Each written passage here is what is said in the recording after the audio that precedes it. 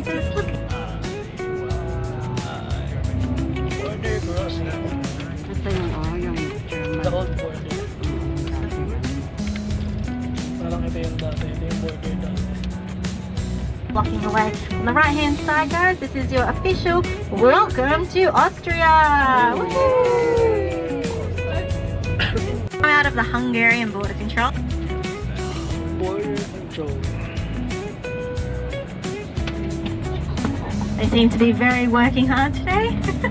Welcome to Austria, guys. I've got in, we didn't get stopped.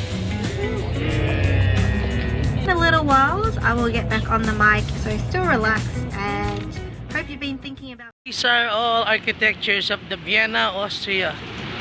Wonderful architectures. Very lovely. Some of them are cultural centers, concert halls, museums and libraries. Yan. Wow. Grabe, oh. What a wonderful Viennese architecture right here. The wonderful architecture of Vienna. And I don't know what's this. Another palace yata yung nandito. It's a palace, no? We're gonna see it later in a while. Right here is a wonderful architecture of a Viennese. Ay, ito ako, medieval ba to? Basta ang ganda, grabe. Wow, wow. Wow. All I can say is wow, none other than wow. Wow and wow and wow and wow. Wonderful.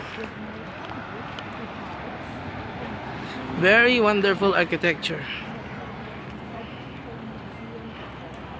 Look at this wonderful view of hindi ko alam kung anong tawag dito eh, pag ganyan-ganyan pa ako. Masyado ko pinapahirapan yung sarili ko sa pag-i-English. Basta alam ko dito parang ano to, parang welcome hall din yata to, hindi ko alam.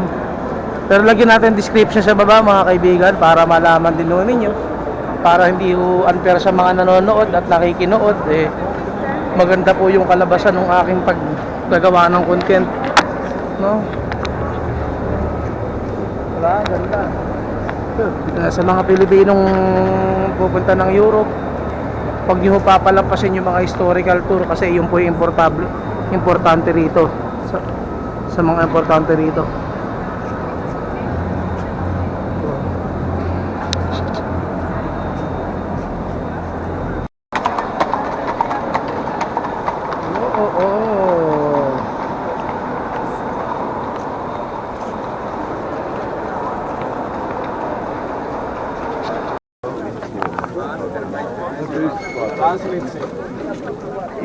And the fish is especially out of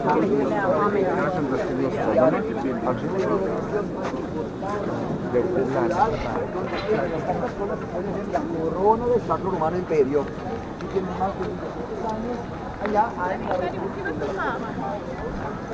Look at that! Clingy pot?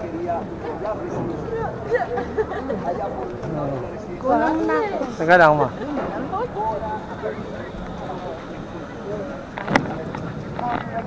A wonderful architecture. Yeah.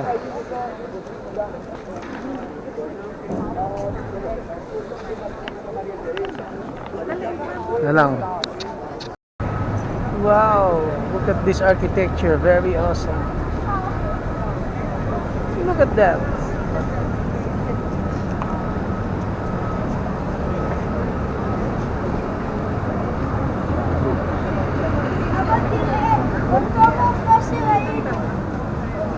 Wow.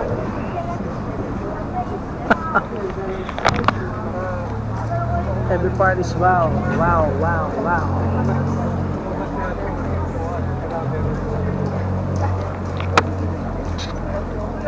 Most luxurious street here in Vienna, Austria, with thousands of dangerous and money magneting brands.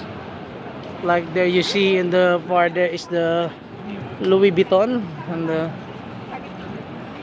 and now look at that. The most craziest brands in the world is here. Oh my god. The money magnet stores. Wow, grabe. What a wonderful architecture.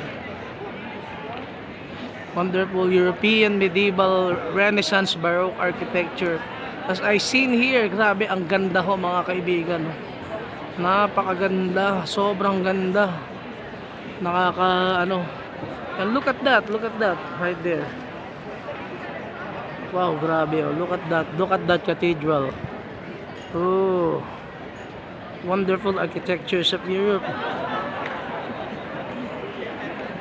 Look at those brands here. Oh, Max Mara, Roach, Bijou Brigitte, I don't know, Longchamp, Louis Vuitton right there, very far, and a lots of luxurious brands. And I think this is what they call the money magnet street. For me, it's a money magnet street.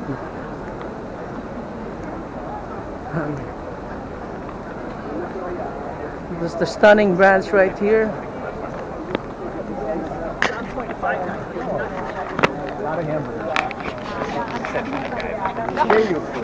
Because of these brands, tatawagin po natin itong the money magnet street. Right here.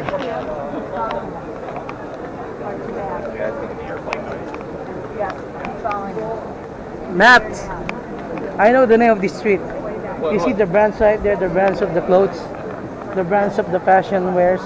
I can call this the money magnet street. I'm gonna spend all your money here,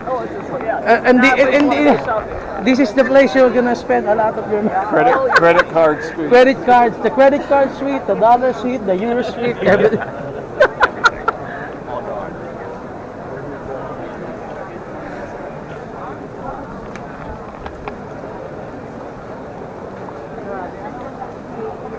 Wow, what a wonderful architecture. I love it.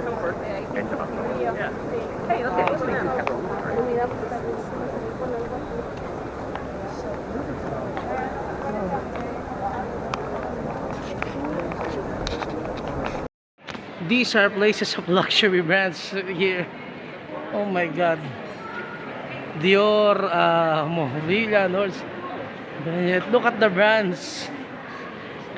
Mag-i-spend ka ng marami libo-libong piso dyan, tsaka maraming dolyar. Luxury brand right here, Burberry. Oh my God.